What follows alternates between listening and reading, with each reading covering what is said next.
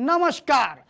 KKD news पे आ रही है एक बड़ी ब्रेकिंग खबर। आपको बता दें कि बड़ी ब्रेकिंग खबर आ रही है। सीरम इंस्टीट्यूट ऑफ इंडिया के चेयरमैन ने एक बड़ा ऐलान किया है। आपको बताएं कि डेंगू की वैक्सीन को लेकर के सीरम इंस्टीट्यूट ऑफ इंडिया ने कहा है कि 1 साल के अंदर अंदर हम डेंगू की वैक्सीन बना करके देंगे। आपको बता दें कि serum institute of India vaccine के लिए बहुत बड़ा बल्क एक्सपोर्टर माना जाता है पूरी दुनिया में।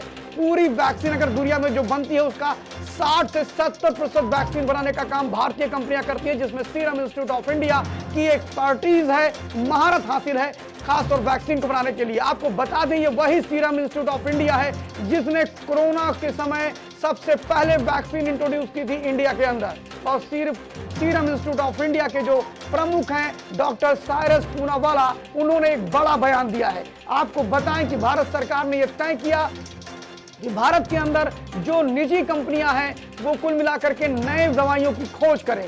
जहां एक तरफ सीरम इंस्टीट्यूट ऑफ इंडिया ने डेंगू को लेकर के बात करी है। आपको बता दें कि डेंगू एक खतरनाक बीमारी है और मलेरिया, ये दोनों ही बीमारियां अपने आप में बहुत बड़ी बीमारी है जो दोनों ही मच्छर के काटने से होती है। लेकिन डेंगू को लेकर के जो उसके मोर्टिलिटी रेट है वो बहुत ज्यादा है। आपको बताएं कि डेंगू को 2 से 3% लोग डेंगू के प्रभाव से उनकी मृत्यु दर होती है, लेकिन अगर उनका इलाज समय पे ना किया जाए तो ये आंकड़ा 20% भी बढ़ता है। खासतौर चाहे वो डेंगू या मलेरिया, उसका सबसे अधिक फर्क अगर पड़ता है तो साउथ अफ्रीका पे पड़ता है या साउथ अफ्रीकन कंट्रीज पे पड़ता है।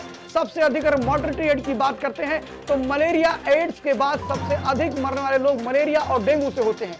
डेंगू एक ऐसी बीमारी है जिसके लक्षण 4 दिन के बाद दिखाई पड़ते हैं। आपको बता देते हैं कि national pharmaceutical educational and institute research, जो कि भारत सरकार की एक संस्था है, जिसके रायबरेली और हाजीपुर सेंटर नोडल अधिकारी के रूप में काम करेंगे और इसके बाद नई नई दवाइयों के खोज में ये लगभग 400 करोड़ का बजट रखा गया है। उस बजट के घोषणा के बाद ही सीरम इंस्टीट्यूट ऑफ इंडिया ने इतनी बड़ी घोषणा करी। आपको बताएं कि आपको आए दिन और भी ऐसी कई ब्रेकिंग मिलती रहेगी जिसमें निजी क्षेत्र की जो दवा कंपनियां हैं वो दवाइयों की खोज में अपना अभियान अब और तेज करेंगी।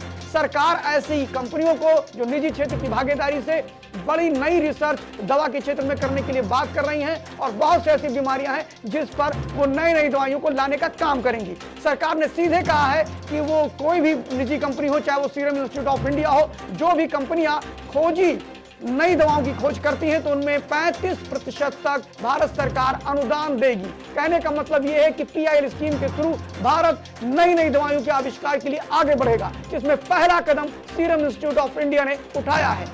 हो सकता है कि बहुत जल्द 1 साल के बाद भारत के लोगों की डेंगू से मौत ना के बराबर हो, कई लोगों की इससे सुरक्षा होगी। खासतौर डेंगू से मरने वालों की मोर्टिलिटी रेट में बहुत बड़ा इजाफा भारत में देखने को आया, लेकिन अभी भी दुनिया के कंपैरिजन में कम है। डेंगू एक ऐसी बीमारी है जिसको होने के बाद कई तरह के फंक्शनल डिसऑर्डर हो जाते हैं शरीर में और उसकी दिक्कतें बहुत आती हैं। खासतौर पर भारत में इस प्रकार की खोज ने तय कर दिया है कि अब भारत दवा के खोज के क्षेत्र में भी बहुत आगे जाने वाला है। धन्यवाद।